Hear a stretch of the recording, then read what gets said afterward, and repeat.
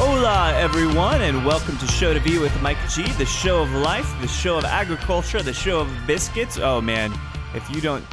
we're talking about biscuits for a couple minutes, and these Olamaie biscuits are something to die for. They should be on everybody's top 10 list of things to do before they die, a.k.a. the bucket list. But today's guest is Andy Arrington of Olamaie. He's worked at Pheno and worked throughout Houston, outside of College Station. The guy is a brainiac. It was great chatting with him. I learned a lot about okra. We talked about kohlrabi. Where's the last time you heard a podcast talk about kohlrabi and how esoteric and unusable that shit is? Well, here, right here. So without further ado, I hope you enjoy my interview with Andy Arrington.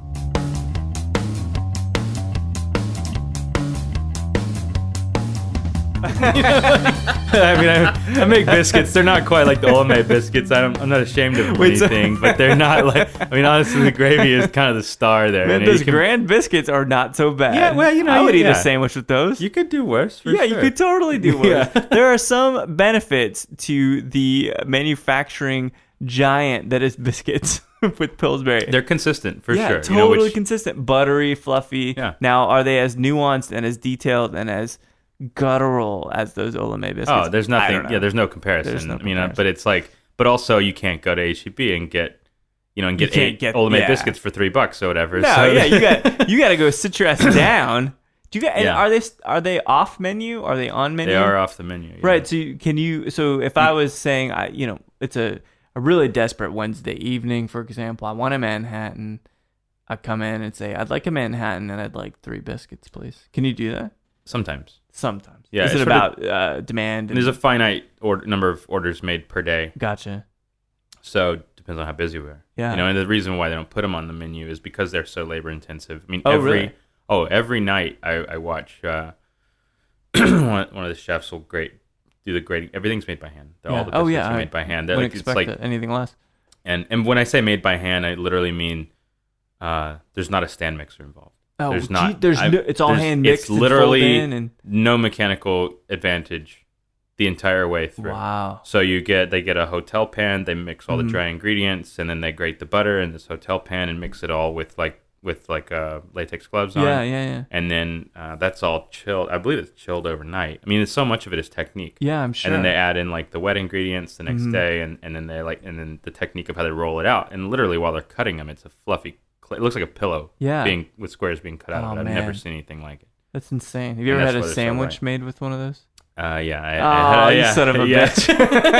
Pimento cheese or the fish dip on a biscuit. Would you say pimento cheese? Oh, yeah. They make really good pimento cheese. Yeah, with fermented hot peppers and green onion. Yeah. And then one of the servers and I, one of our games, restaurant people play games during service, and it's we just sort of think about the dirtiest things we could hack the menu and make silly things. If we had hack the menu, I love it. Yeah. Because there's no modifications allowed on the menu. But it's once you have everything on your table, you can do whatever. You can do whatever you want. MacGyver that shit. Exactly. Yeah. And so we think about the most ridiculous biscuit, sandwich you could make or something. And so one time she came in to eat and actually made one of these ridiculous things and sent it to me in the bar so that you could understand how beautiful it was. I had what was it? A rillette? No. It's a beef. So when you wrap a beef, I guess it's a tenderloin, and you wrap it in puff pastry. What is it called? The Wellington. Wellington. So a slice of Wellington about a ½ inch thick with some kind of sauce, I don't care what, on that biscuit. I'm already ready to retire. The Wellington that they did at Valentine's Day was biscuit around it. That was trim. No wonder it was so damn good. Yeah. Oh, it's such an amazing menu. How does it feel working for a winning team? You got a James Beard nomination this year. 2, yeah.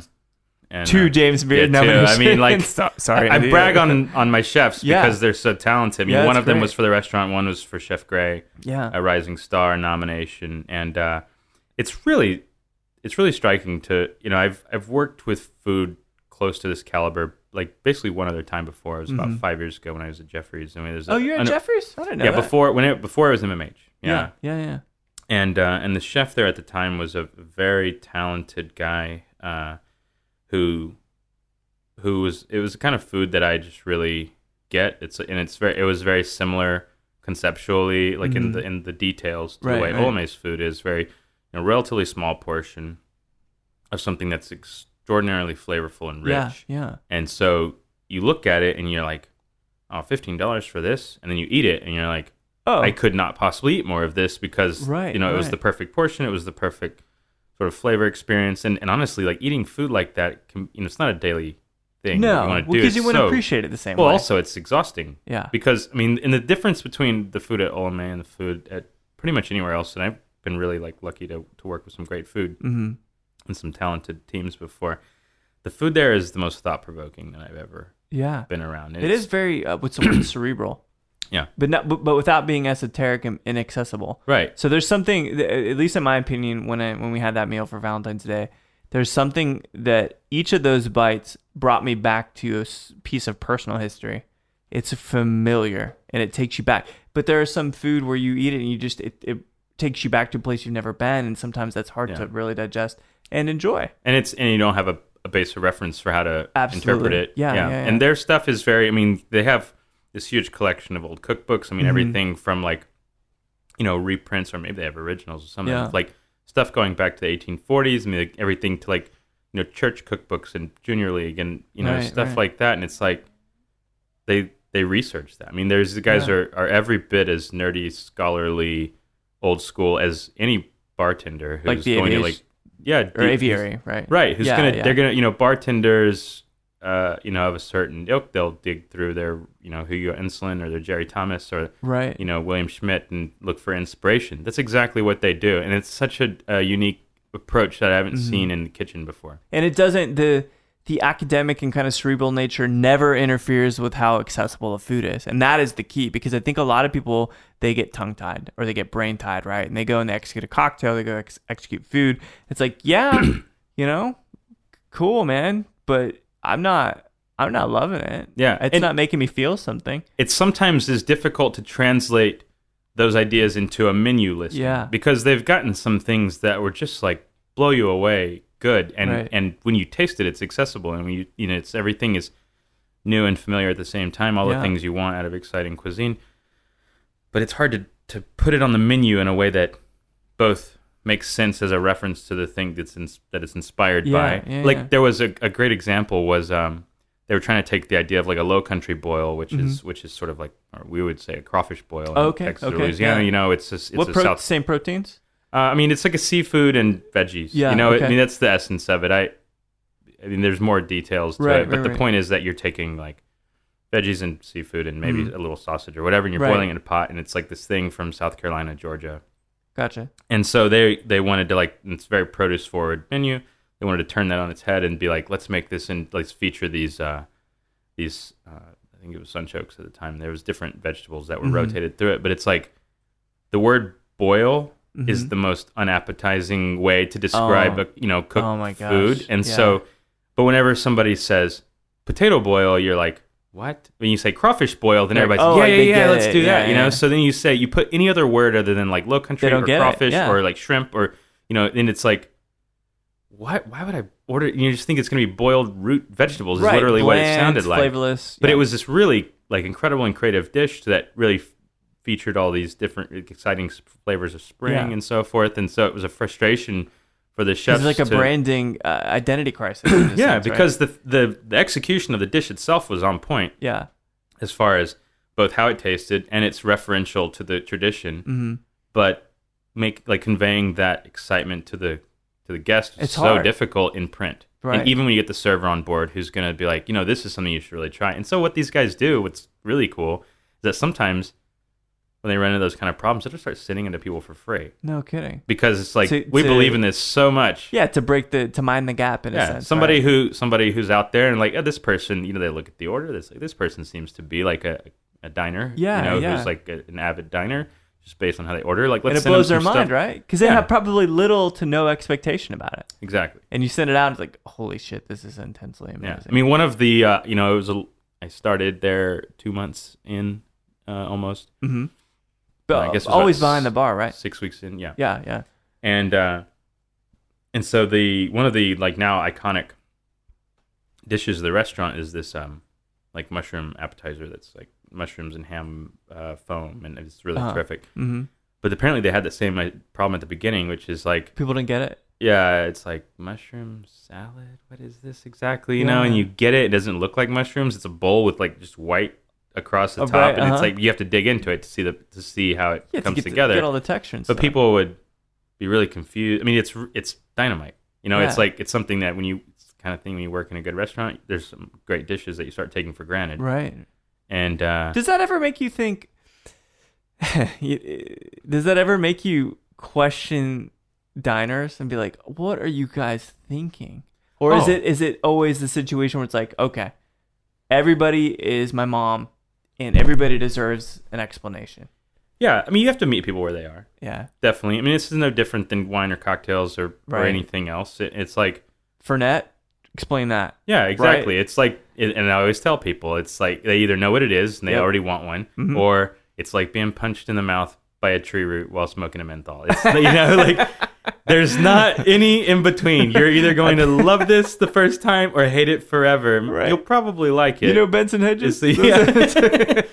And, but it's like some people want to come in, it's like we try to work on the wine list, make the wine complement the food, but it's very delicate food. Sure. So it needs delicate wine. Well, most people who go into a restaurant expecting a fancy experience, they just want the wine that they know already. Right. Which is not usually a delicate wine because Americans aren't known for predilection to subtlety. Sure. And we're loudmouth. And Texans least of all, right? Oh my god, yeah. Ranked top to bottom, Texas being the most loudmouth. Right. Yeah. And so it ends up being like, oh god, I put this Pinot Gris by the glass because it complements all these foods. Mm-hmm. But the Chardonnay is always going to be the best seller. It resonates. People understand. Yeah, people already know. They don't want to. They're already having to think about a lot of food that's thought provoking. Right. They don't necessarily want to also think a lot about the beverage choice. And so, like the challenge with the beverage there is give people options, something that's accessible and familiar. Mm-hmm. Something that, hopefully everything will go with the food, sorta. Do you like to push people's palates as someone who crafts drinks back there? It's tough there because there's no bar seating. So I have to. It's a game of telephone with the servers. Sure. To the guest, and I get very little one-on-one interaction with guests. Yeah, you're kind of hidden back there. Kind of hidden. Sometimes if somebody has like a detailed question about whiskey or brandy or whatever, they'll get sent up to the bar, or some people will seek that out on their own. Yeah. And in general, the servers have so much on their plate as far as like how to sell the food properly and so forth, to try not to like tax them with like, also you need to like sell this Amaro drink. That's totally just a vanity project. Yeah, for being honest, those kinds of drinks are not for a restaurant without a bar. Yeah. They're for a place where someone can sit at the bar and come in and like, have some biscuits and a drink mm-hmm. and hang out with the bartender, and the bartender can sort of set that drink up for them, and how they're supposed to expect it. But whenever you're just like gonna sit at a table and your server is great, we have such a pro team in the front of house also. Yeah, it's like they're just gonna. So you're not trying to be difficult. You're not trying to push for Andy's ideas. You're like, I understand. Where my place is in this whole thing. It's not I mean, certainly it's. I want stuff to sell. Right. I mean, I want the restaurant to be because successful. Everybody, rising tide raises all ships. Exactly. Yeah. I want everything to be profitable and to be a fair shake for the guest, and I want everything to be, quality. Yeah. But hopefully something a little unexpected, and I do try to ground the drink menu in Southern culture as much as possible. What do you think is the Well, I guess you could say bourbon, of course, but what is the quintessential spirit for Southern culture? I mean, definitely bourbon is the South's greatest export. And the greatest contribution to art form from America. Yeah. But, historically it's brandy and it's fortified wines and it's things like that, but that would have all been imported. Yeah, right. And people who drink people with class were drinking brandy or wine, and people who couldn't get any better were drinking, corn whiskey. Right. And then once that changed and corn whiskey becomes acceptable, then you've got, that's sort of, I think, the place from which I try to build, context. I mean, it's like we do some fun stuff with Geneva. Yeah. We do some fun, because we try to do a domestic focus as much as possible. Just because it's so congruent with the South and all that, or you just want to, you don't have a lot of space back there. That's a big part of it. Yeah. I mean, it's also a decision that was sort of made before I came on board the team, and it while it's frustrating at times, it also does help with focus. Yeah, because it says like, here's what we want to do. So I mean, like gin, vodka, whiskey for the most part, brandy, yes, that's all domestic. Right. We have a little bit of Scotch Irish and so forth, but it's like otherwise, liqueurs, you can't get quality domestic liqueurs for the most part. So we, it's fair. Here Definitely and there. fair. We never sacrifice quality just to do domestic stuff. Yeah. Which would be foolish to do it, especially with how good the food is. Exactly. But, there's great, like, Anchor, obviously bourbon. That's the easy part. Sure. You got bourbons. Henry McKenna single barrel, if I recall, or you did at some point. Yeah, which we have it. It's one of our, that's like a house favorite. Yeah, it's brilliant stuff. How long have you been over at Olamaie now? A little over a year. Yeah, it was like a year and 2 or 3 weeks, something like that. Yeah. Where'd you start? So I understand a little bit. We have a mutual friend in Matt Daniels, the rambunctious little son of a bitch that Matt Daniels is. You won't hear any arguments from me. Yeah. No, I'd love to have him in, and I imagine he'll berate me for an hour and 10 minutes. So grumpy. He is, but he's got such a kid face. He's like he looks approachable, and that's how it allows him to deliver such curmudgeonness. Oh God, yeah, he's been an old man for most of the time I've known him, which is over 20 years now. No kidding. Oh yeah, we. You guys grew up together? Yeah. We were in Scouts together. No kidding. Yeah. We're in Houston, outside Houston? Sugarland. Sugarland. Mm-hmm. So did you grow up, is that where your formative years were, you'd say, in Sugarland? Yeah. Oh, I was born and raised. My dad's from Rosenberg. So, yeah. Okay. My mom's from mom? Cleveland. Cleveland, okay. It's on the other side, clear on the other side of Houston. Did they meet in Cleveland? Did they meet in Sugarland? What's that story there? Let's see. My mom's college roommate was a high school classmate of my dad's. Okay. And his roommate or buddy of his or something was is now they're married. No kidding. And that's how my mom and dad met. Oh, that's killer. And so my mom was in school at Huntsville, and my dad was in College Station, so that's pretty close. Yeah. And so they so with my family, my like extended family being from that side of Fort Bend County, like on the sort of more rural. I mean, my grandmother's family celebrated last year 100 years farming the same piece of land. Oh wow! In Needville. What kind of stuff they farm over there?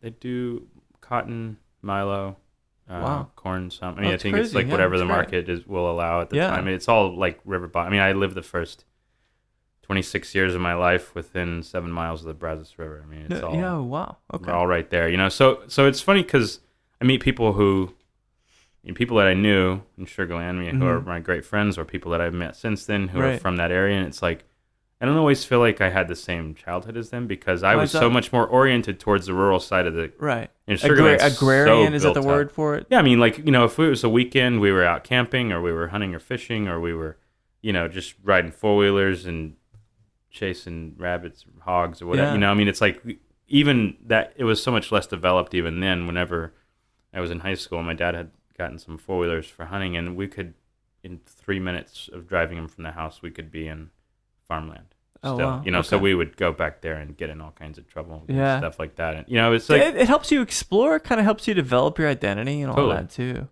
mean, it was something that I cherished. You could never have that experience in that area now. It's so developed and everything. But the I sort of think I always had like half a foot in the city and half a foot in the country, and I still always feel that pull two directions. Do you feel like you're pretty connected? Because I've known you to be really connected to agriculture, not maybe nationally necessarily, but you plant a lot. You understand the land. You understand produce. You understand plants.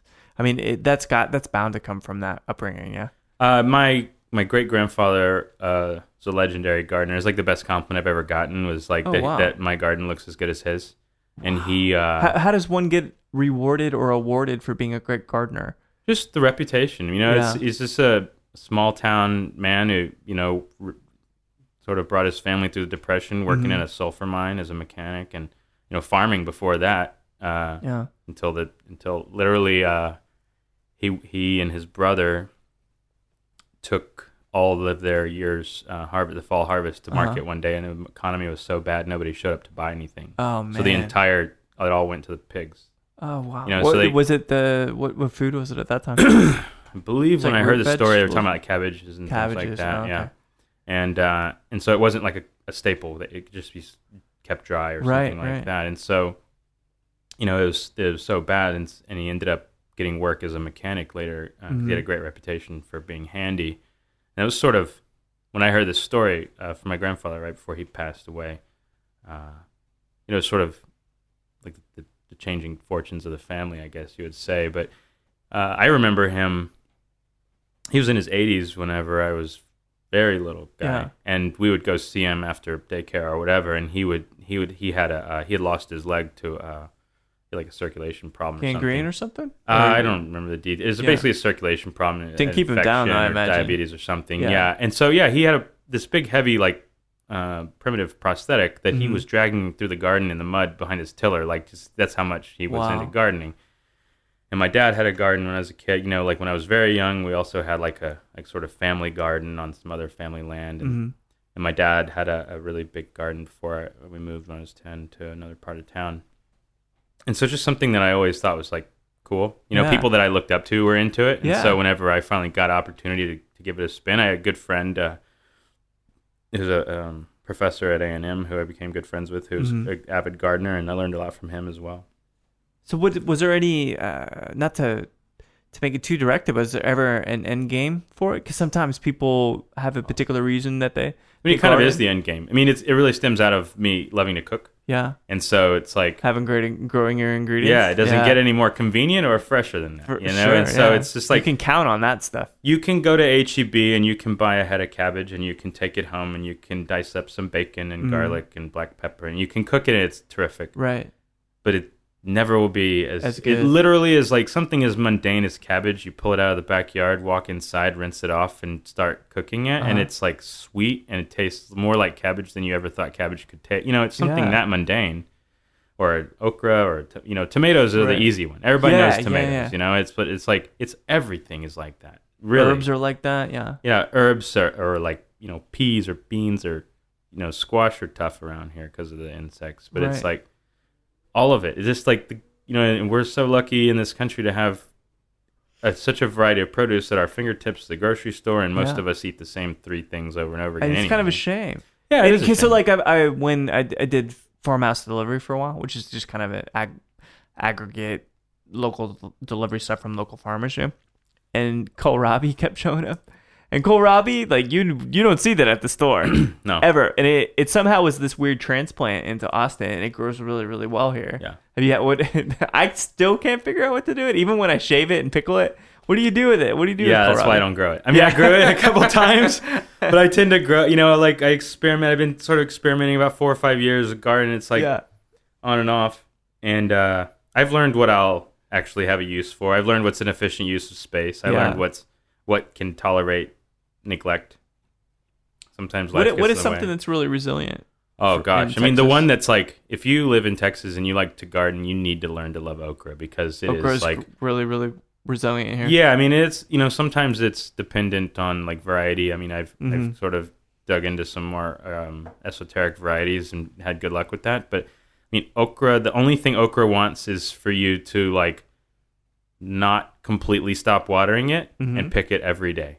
And otherwise, it thrives on heat, and that's what we get for like 3 months out of the year. So like July, August, September, it's basically the only thing that'll be producing in your garden, probably. No kidding. And so like, I love it. It's very alien-like. There's something about okra that's incredibly foreign. Yeah, people love it or hate it. It tastes good. I love it. Yeah, and people are like, oh, it's slimy or whatever. For me, it's like that's a great way to get richness without adding a lot of fat. Sure. Or whatever, it's very. Do you have any idea what that viscous substance is kind of made of? Yeah, it's. I've read about it before. I'm blanking right now, but it's a. I believe it's basically a protein that's in the. Gotcha. So it's a slimy ass protein. Yeah, the property of it is mucilaginous or something like that is what it's called, and so there's other vegetables that are like that. Anything else? I don't know if I've ever had another slimy vegetable I believe like that. Malabar spinach is supposed to be like that, and like there's some kind of beans that will do that. I've heard of. I mean, but it's like it's not a super common quality. Yeah. But that's the one. I love okra. Honestly, right now my garden's still making it, and so I'm kind of like. I'm sick of eating okra. I'm about to. Yeah, I love okra. I've pickled like 16 pints of it. Andy, why do you have okra cocktails on the menu? It's not quite to that. Let's start juicing it. Yeah, it's not quite to that point. Yeah, it doesn't. That'd be horrible. That'd be horrible. Did you end up going to school for agriculture? No, I studied history. Just in your genes, right? Yeah, I just love it. And it's like literally when I started working in I was actually working in the oil field. I got laid off. And was this shortly after high school, after college? No, I was in college. Where'd you go to school? At A&M. Texas A&M. Agriculture? Or? No, I was studying history. I was studying history. I was working part-time in the oil field, sort of while I was on break from school. Uh-huh. And I had, just as a enthusiastic, illegal alcohol consumer, I was like, like, what else is there? And, I remember Matt and I actually made... Rob Royce for the first time out of like some chinchy like Four Seasons cocktail book or something. Like there's off the like discount rack at Barnes and Noble or whatever, and we had like, oh my god, we're gonna buy this scotch is supposed to be so good. We bought like Johnny Walker Black and some Martini and Rossi, and so like he had been bartending for a while at like Black Eyed Pea, somewhere like that. Yeah. And so we're like Houston staple, man. I remember that. Oh yeah, and it's still like. It's still all over the place. It's like for reliable chain food. It's it's terrific. Good. It's the first time I had Black Eyed Peas and appreciated them. And you can get vegetables there. That's something that I love. And so anyway, he was working there, and we would like piddle around with, and so we made Rob Royce for the first time. Mm-hmm. And I was like, a cocktail could be more than like a silly shot, or something, And that's really you can like sit and savor it. Exactly, and that was the tipping point for me to like really go head first. And I don't have like halfway hobbies. I get all the way into something, and then I usually like abandon it after a while or something. Like I used to make bread all the time. I don't make bread all the time, stuff like that. Yeah. Well, bread is. I think everybody that holidays come around like what we could use a bread maker, and then it sits there for 3 months. You're making bread, and then all of a sudden it just dies. And well, the problem with bread, if you make bread all the time, you have to eat bread all the time. Yeah, and then your pants don't fit.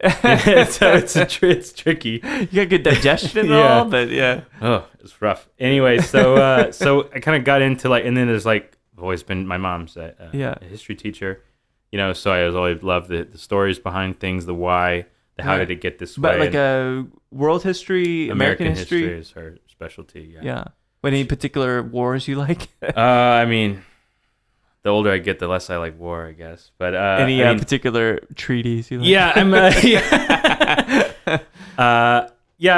very my area of focus in school was sort of the time between the end of the Civil War through like right after the end of World War II. Antebellum South, is that what they call it? That's that antebellum be before the war. Okay. So like Reconstruction through about carpetbaggers. Is that one of the big words? Yeah, that's one of the words. It's one of the big words. Yeah. The development of the Ku Klux Klan, oddly enough. It's a rude thing to say in Austin. There's so many imported. Carpetbagger was literally a Republican from the North, which would be the Liberal Party at the time. Right, at the time. Republican from the North who came in to take advantage of the like political disenfranchisement of the locals. And, no kidding. Yeah, and so, rally them for their own political gain? Well, basically, like ally with Republicans in place in the South, and ally with the freedmen, the freed slaves, sort of like run these like very politically radical administrations in the state government. Yeah. Okay. And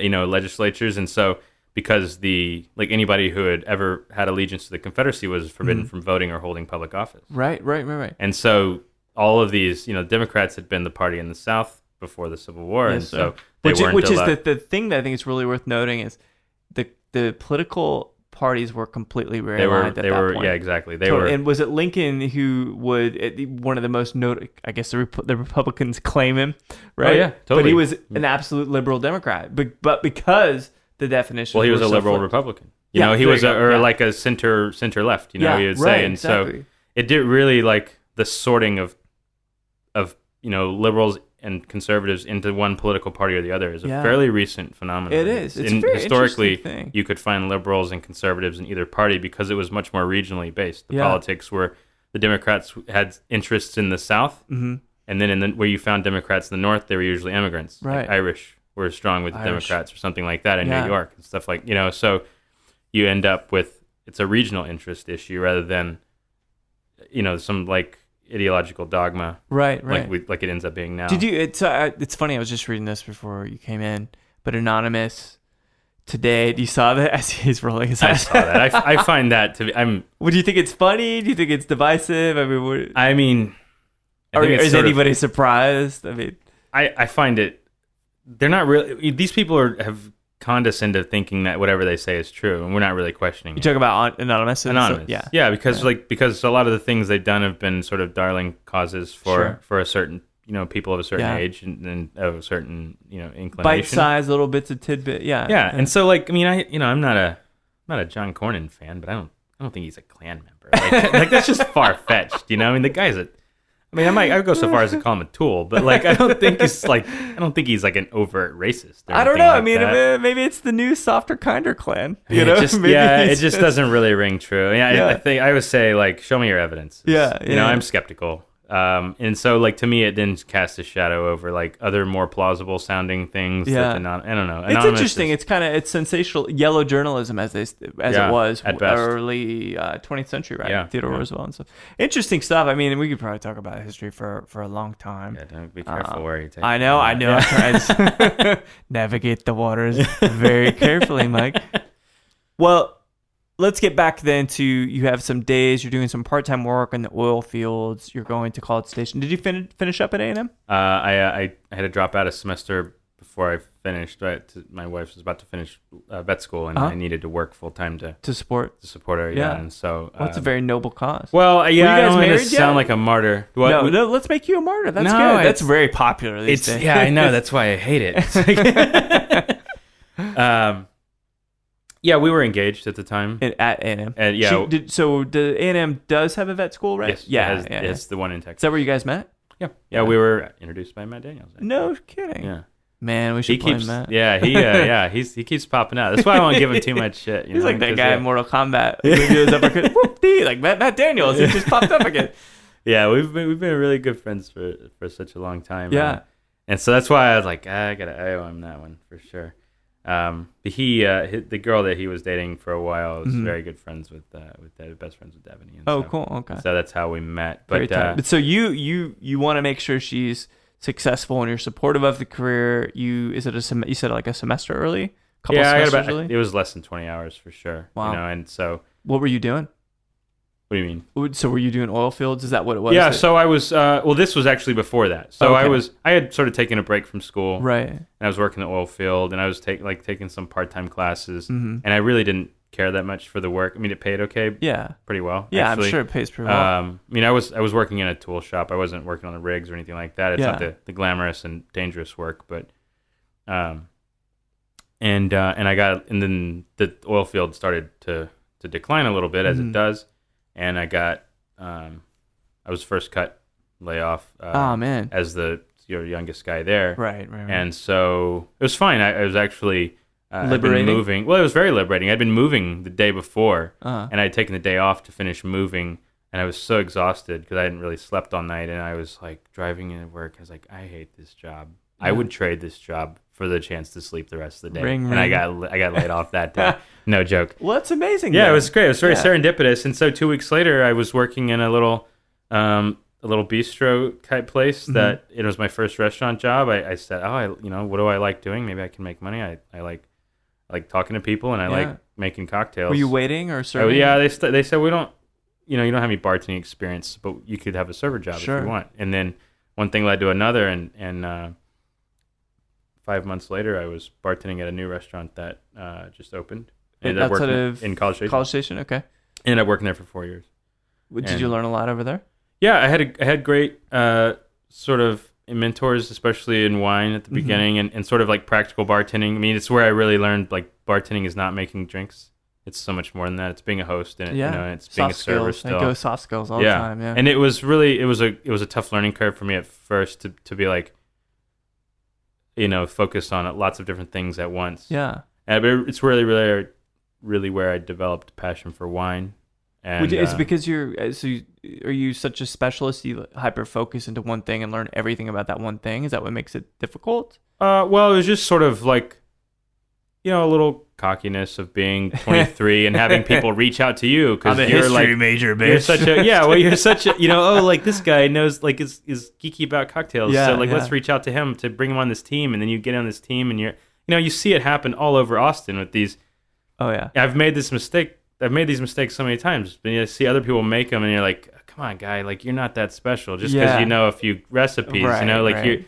You really need to work on the rest of it. Memorization skills can be sought very easily. And I mean, without, I don't want to be too like hard on anybody or place, but it's like, there's a lot of guys who end up bartending 2 or 3 years, which I remember when you've been bartending 2 years, it feels like a long time. Sure, yeah.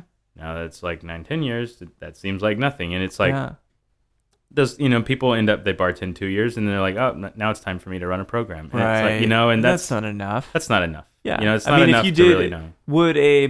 Is that enough for a master plumber's apprentice? I don't think so. I think it's like at least 4 or 5 years. Or right? a chef. Yeah. Or like a som or a carpenter, any trade. Yeah. Any trade that's learned by apprenticeship. Yeah, you're not gonna get it down pat in 2 years. Yeah, you have to spend at least 4 years to get an undergrad degree, which is about as cheap as they come and as about as useless as they come. So let's just assume that if you want to be like a master cocktail guy, that it's going to take 4 years. And I don't even consider myself a master by any means. Because you are always learning, of course. Exactly. You'll be on your deathbed and you'll be like, well, I still haven't really mastered brandy. Right. And it's like, I want to be a lifelong journeyman. Exactly. Like you say, because that's where you don't get to, because I've been to the place where I'm like, oh yeah, I really have this down. And then you learn how much you don't know. Yeah. Oh yeah. Oh, bourbons? Well, enter mezcal. Mezcal. Damn it. Yeah. And then it just totally changes. Beer was a huge blind spot for me until about 2 years ago. I started home brewing. Oh, and now it's like a huge passion for me. But I'm also like super picky and like stuck up about beer now. Right. And it's like, God, you would go on and on about SGs. I just can't stand it. Yeah, I could do that. But that's the thing is that you realize that there is no fast track to expertise. And that's the thing I think people want to keep expediting, and they want to kind of weave around the time that they have to put into it. And it leads to a lot of butt talk. Oh, I imagine, man. Yeah, I mean, it's I think and hope that like bartending as a serious profession, like craft bartending, is moving away from like enough people know the reality that everybody's calling out all the butt talk. Yeah. But God, it's been such a bane on the profession and on the like, sort of seriousness of it. So here's an interesting question too. Jessica Sanders was in the other night, and she and I both agreed that if you have a terrible experience, now conversely, if you have a great experience, both of these scenarios, you should say something. You should never just let it go. Like if someone treats you poorly behind a bar. On principle, I agree with that. Yeah. I mean, but it's so hard for most people. Well, it's so hard for most people. Yeah. Most Why? people, because Why they don't. It so hard? Because people aren't Most people they want to avoid confrontation. But that's assuming that critical and positive and trying to be productive at the end of the day, like in your conversation and in your critique. That's assuming that is somehow like a takedown, like you're trying to take someone down. But what if you're trying to make everybody better, and that's what the critique? Yeah, well, you have to be at a certain level to take criticism well. Very true. Because that is very true. A good critic improves something. Yes. Because they give a constructive feedback, good or bad. And so people who are not operating at a level where they can use criticism just get defensive about it. Sure. And so it's an ego thing. Pure ego, it's an ego thing. And if your ego is so fragile that criticism makes you defensive instead of introspective, then you're not going to deal with that well. And I think that's the default mode for people. And I think that that's why people can't prosper. Yeah. Because they're not willing to learn. Because I think about Kill Bill too. When Thurman comes in, right? And what is it, Pai Mei? She comes in and she's like, oh, I know this style and this style. She fights him for 30 seconds. He's like, man, you don't know shit. I'm sorry, but you don't know shit. And so she's humbled day after day, year after year, but then ultimately becomes a master because she's allows that criticism and that humility in. Yeah. I watched don't hate. No, I won't. I watched Attack of the Clones with my wife last night. We're watching all this. She's never seen Star Wars. Any of them. Yeah. So we're going through them so that she can be ready when the new one comes out. Attack of the Clones, I didn't hate that much. I didn't hate it that much either. Yeah. So, and it's like it's fun to watch. We watched Empire Strikes. Right. We watched the original one. Then we watched Empire Strikes Back. Then we watched Attack of the Clones. We didn't watch. Oh, you didn't watch? We're doing. It's called Machete Order. Okay. Everybody who hears about this should look it up. It's super nerdy and Machete cool. Order? Yeah, it's really cool. What the shit does Machete have to do with it? Okay, well, it's just a name of a guy's blog who came up with this, but it's the idea that at the end of Empire Strikes Back, you get a 2-movie flashback about Darth Vader. Oh, I see. And then you skip Phantom Menace. Oh, yeah. So then you move. Yeah, it's great. So it's fun to watch them right after that. It's great. It's good. No, it is, man. Jar Jar is a mark, is a scar on Lucas's career. Besides that huge ass mustache. Anyway. There's this great, whatever. There's like they're having this like force battle or whatever, and Yoda catches the lightning and just like tucks it into the palm of his hand. And is like, much to learn you still have or whatever at the end. And it's like do you say that to anybody? Man, much to learn you have. Oh God. They look at you like, you really are some kind of god, aren't you? Yeah, I might. But see, that's so funny, but that's not even like. See, that would be me thinking that I had, that I knew the thing. That I was the, and Yoda, I think would even probably. Is there a Jedi to you in this industry? As somebody that I look at as the Yoda? Yeah. Gosh, I mean, there's definitely a lot of people that I respect that definitely seem to have abilities. There's somebody who really has it all down. Yeah. Yeah, I don't know. I think Bobby Hugel comes pretty close, but he would protest that. Sure. For sure. Because it's that humility and I mean, and also like he's also very frank about his, whatever. Yes. About his foibles, such as they are. But and that was preferences on things. That was definitely the first person that I met face to face who was as into cocktails as I was. Were you so? Going back then, you're waiting. Obviously, it transitions into cocktails. Did you immerse yourself in the huge Houston scene at that time? I worked in College Station for 4 years, and then I moved 4.5 years, and then I moved here. Oh, yeah. Okay, cool. So my folks live in the Houston area, and my Sugar in-laws Land still, or they moved? Yeah, they're still there. Yeah. And my in-laws live in Denton, so Austin is equally irritating to everyone. Sure. So. Just out of reach out of both, yeah.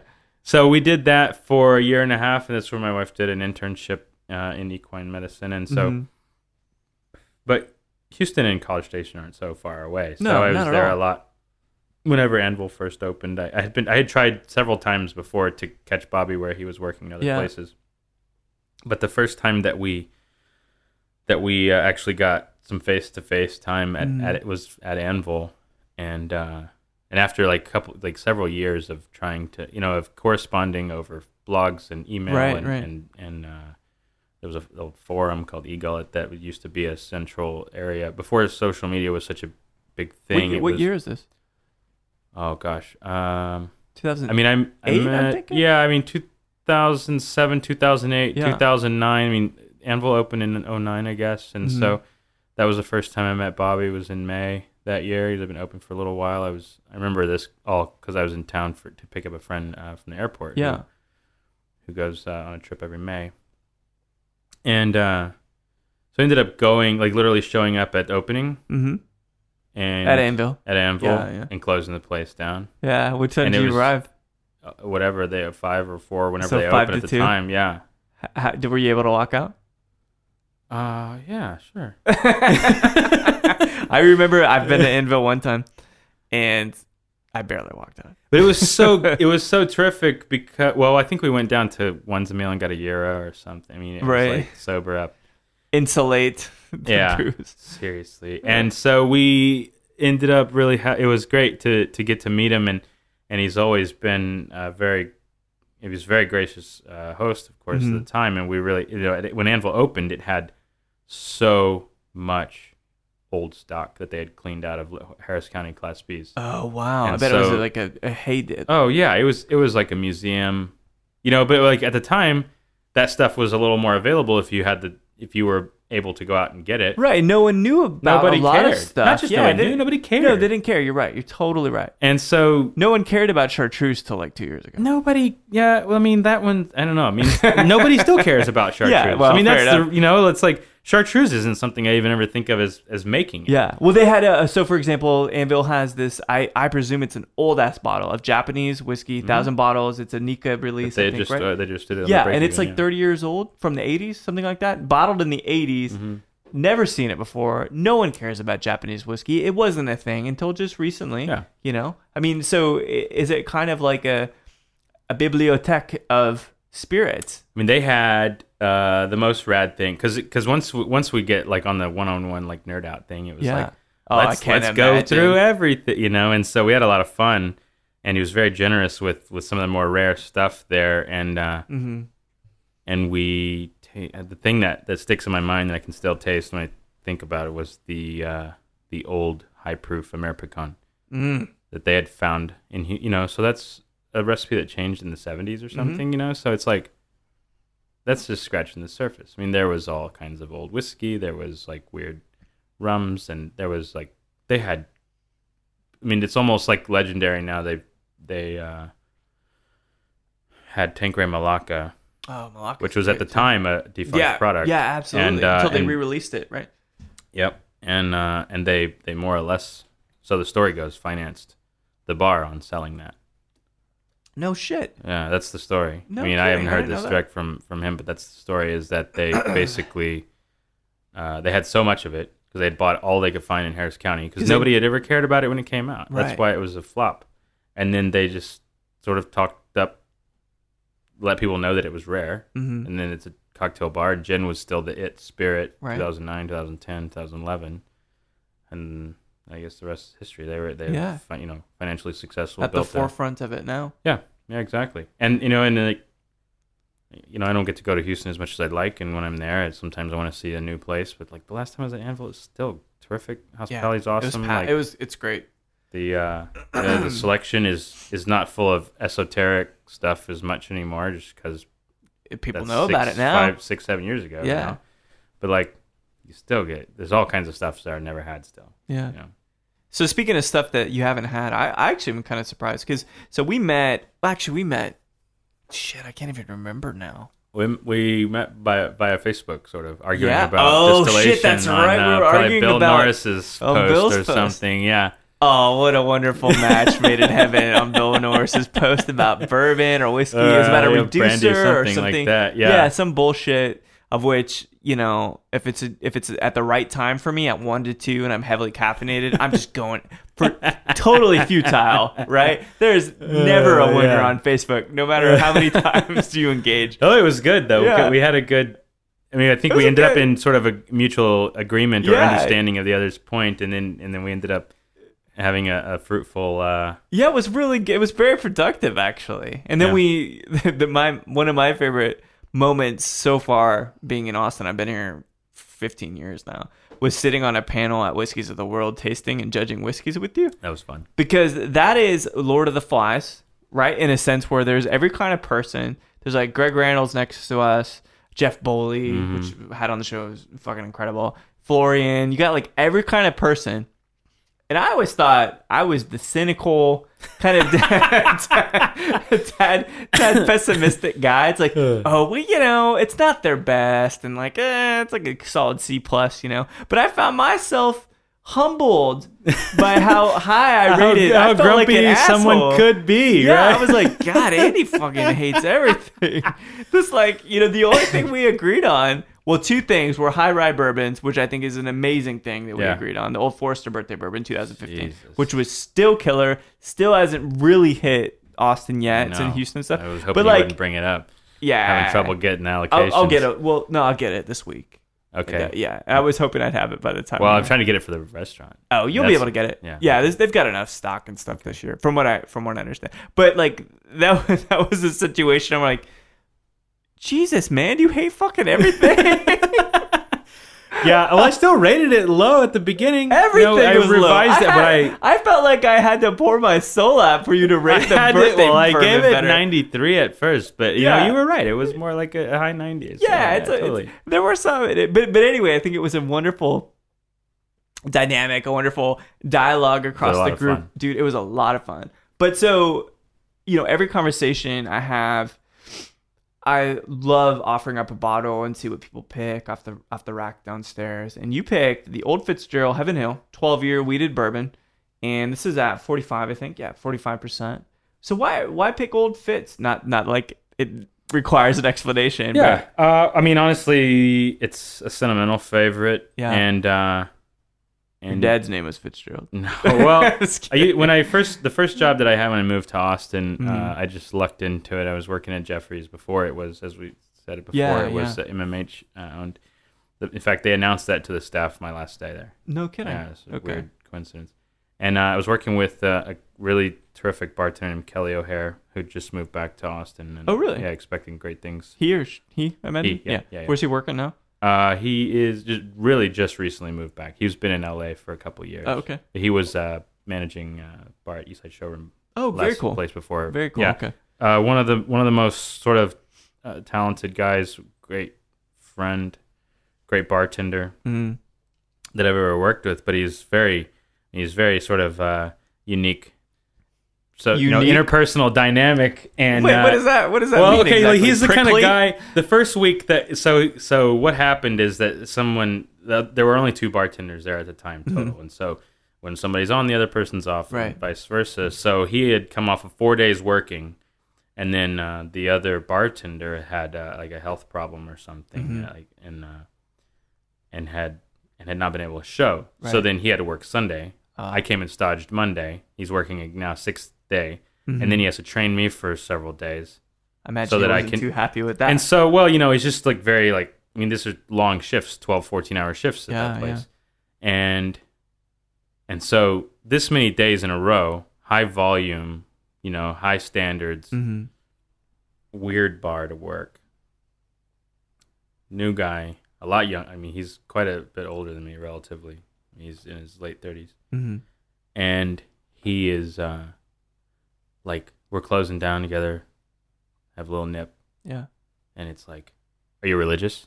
Whoa. Yeah, it's like, like, it would be I got a book you should read. Very Andy. confrontational, but it was like, crazy. Are you religious? And I'm like, I don't know you. He's like, it's okay. Next, I'm going to ask you who you voted for. And it's like, and, what's it's your all blood this type? Kind of stuff. Are you a missionary kind of guy? 2010, right before the midterm elections, so like all the high energy, like late October 2010, like all this high energy political unrest just in like the country. Bubbling up in him? And he's just, he's just like very plain spoken. Yeah. He's just gonna like. Is it a loaded question from him, or he just was matter of fact about it? Yeah, it definitely felt like a loaded question. Yeah, I mean it was.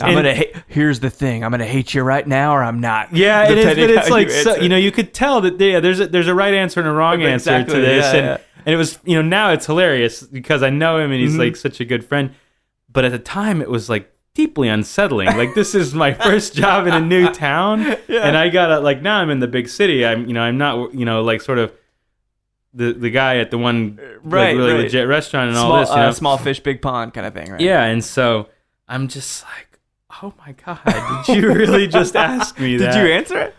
Yeah, I mean, I was kind of like, here's sort of where I sit on this, right? And so on, and it was just really funny. Like, I mean, you have chosen wisely. I mean, it was very like, I'm pretty good at getting a diplomatic answer when I'm cornered, and so, I definitely didn't like push back as far as but I think he was kind of like, needling me a little bit. Yeah, it seems like it. And so he, someone that I worked with him for about a year, and we've been really great. He's the kind of guy that you can pick right up wherever you've left off with. Yeah, that's great. Friendship, which is really special. And so,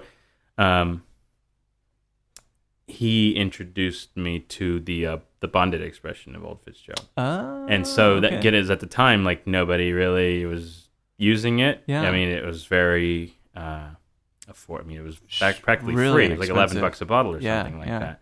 In a liter too, probably, right? It was. I never saw it in a liter. I seen it in handles and in 750s. Okay. Yeah, but it's like doesn't even matter. Yeah. No. And so it was something that he sort of like he collect. The two of you would have a lot to talk about as far as like collections. And but he's back in town too. He's back. Maybe in town, we will talk. Yeah, you should. Yeah.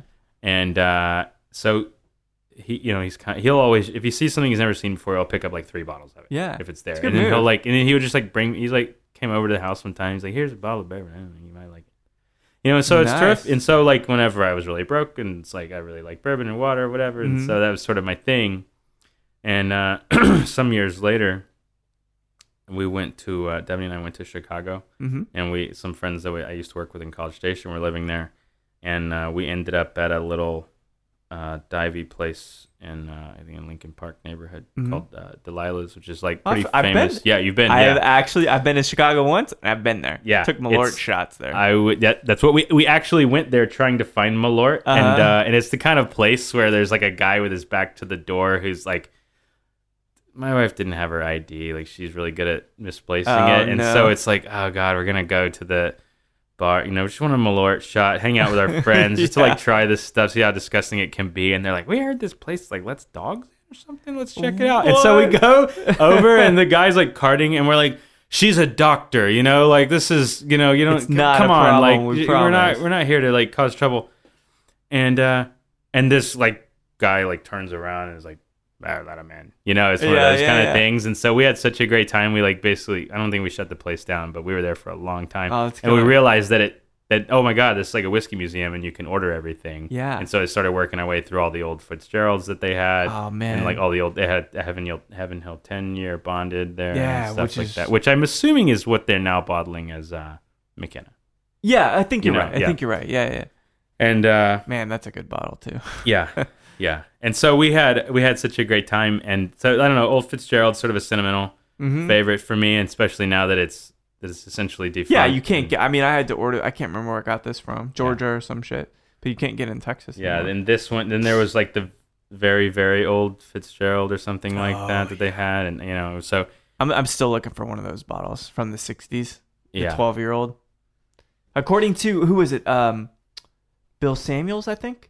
He says, Bill Samuels Jr., he says that the Old Fitzgerald 15-year is the best bottle he's ever had. So I keep looking for one. Given it's going to cost people sing the praises of the stuff from DSP 16. Yeah. As like the stuff. Yeah. That's the old Sitzel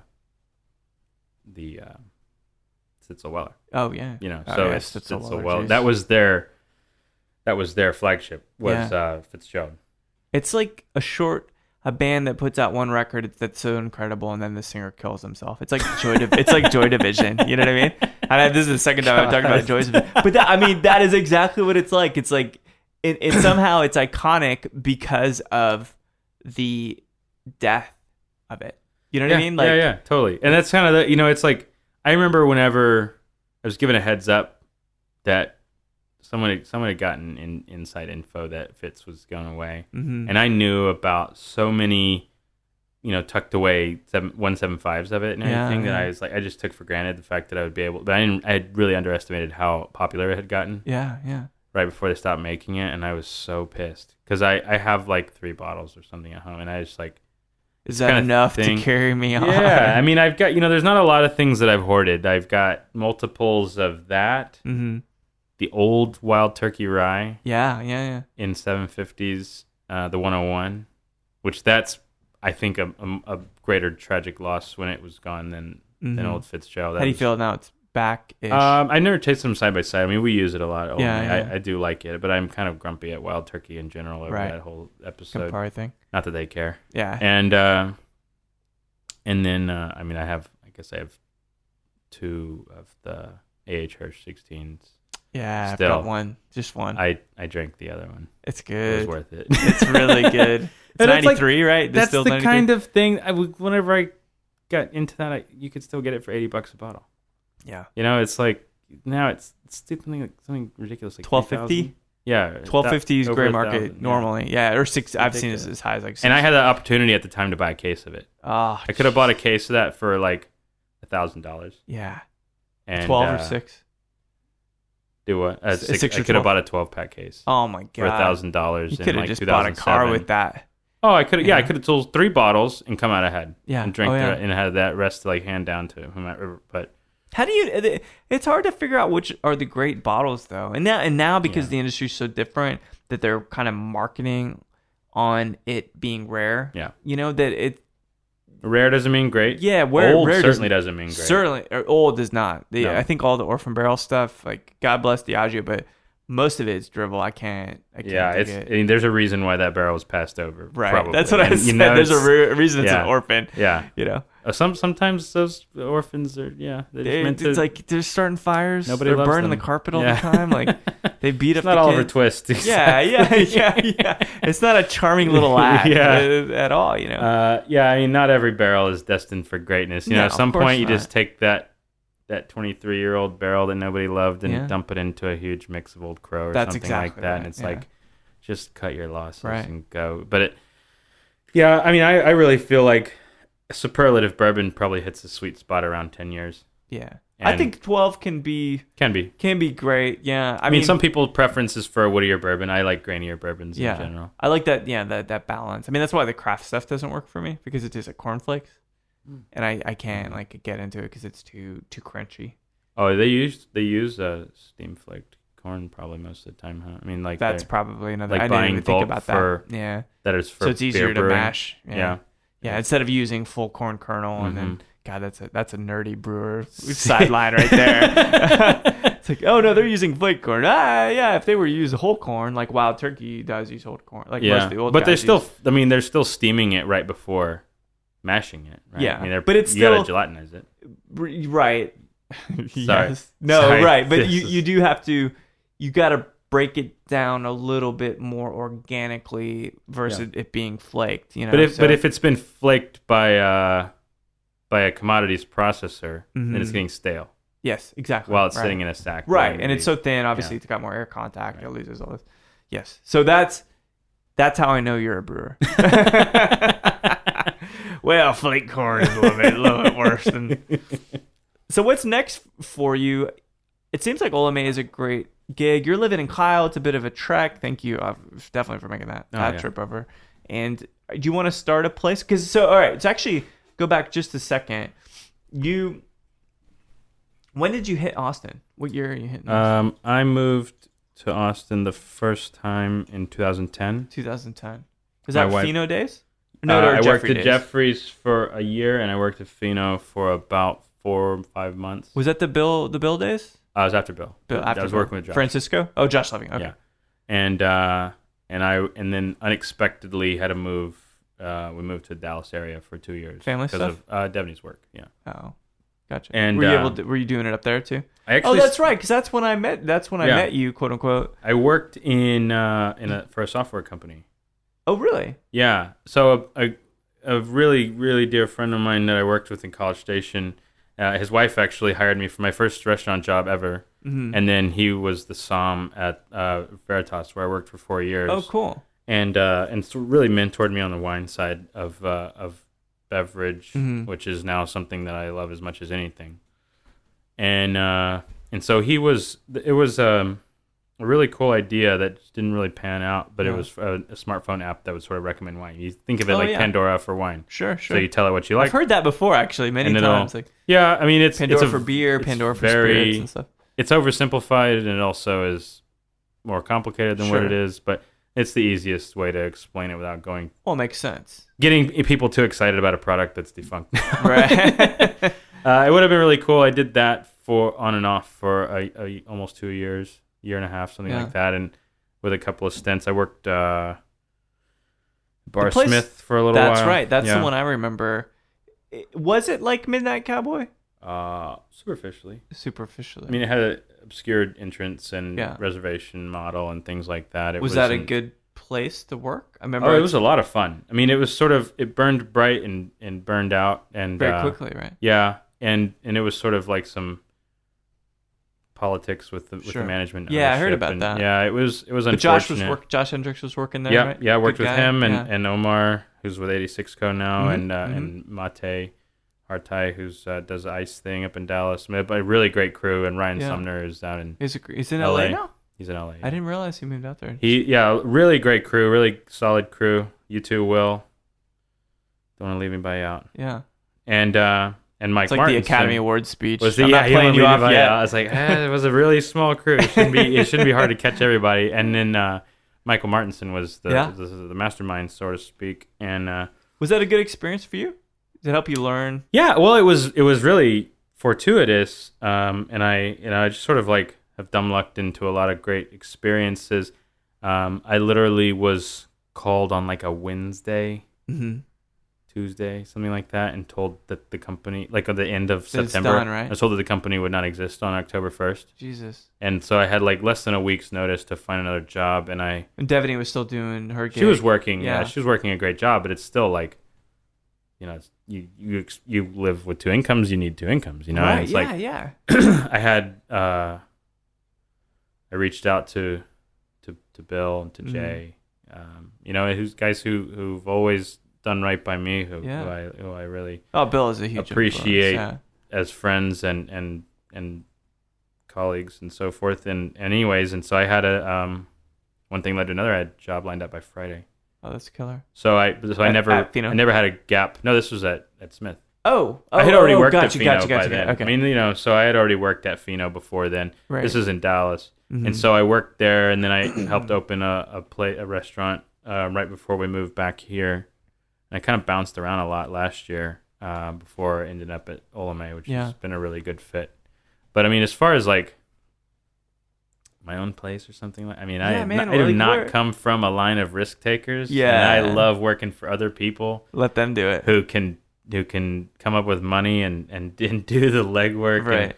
And take the consequences if things don't work out. Which is you're the guy that's like, you guys are the first wave into the war. I heard it. It's a weird thing to like refer back to, but it's what I think about a lot. Is I heard an interview on public radio years ago with the founder of Spanx, like the foundation garments, whatever. Foundation. You are so polite. You mean those stretchy things that look like underwear? Stretchy things that suck your gut in for you. Yeah, man, there you go. Yeah. So anyway, the lady who Jesus Christ. Why are you not in PR? This guy. So the lady whose idea this was was they were like, you're not the CEO, you're just the president or something like that. And she's like, well, I don't think I would be good at that.